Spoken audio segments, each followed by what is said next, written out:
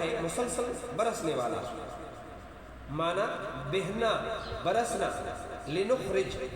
لنخرجا صیغہ جمع متکلم فعل مضارع معروف اسباب افعال معنی نکالنا، حبن بمعنی غلہ اناج، اس کی جمع حبوب ہے، نباتن زمین سے جو چیز اگے جیسے پودا، بوٹی، گھاس وغیرہ، اسے نبات کہا جاتا ہے، اس کی جمع نباتاتن یا انبتتن آتا ہے سبزہ زار کے معنی میں۔ وجنات،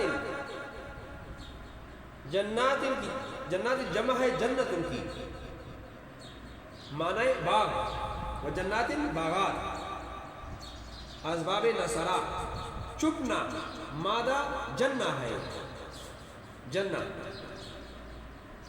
جنہ میں پوشیدگی ہے، اور چھپنے والا معنی ہوتا ہے، مثلا باغ کو جنت کہا جاتا ہے کیونکہ اس کے نیچے والی زمین چھپی ہوئی ہوتی ہے۔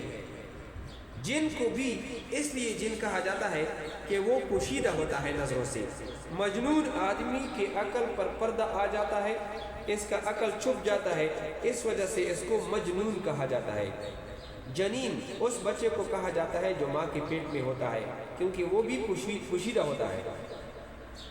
جنان دل کو کہا جاتا ہے کیونکہ وہ بھی پوشیدہ ہوتا ہے۔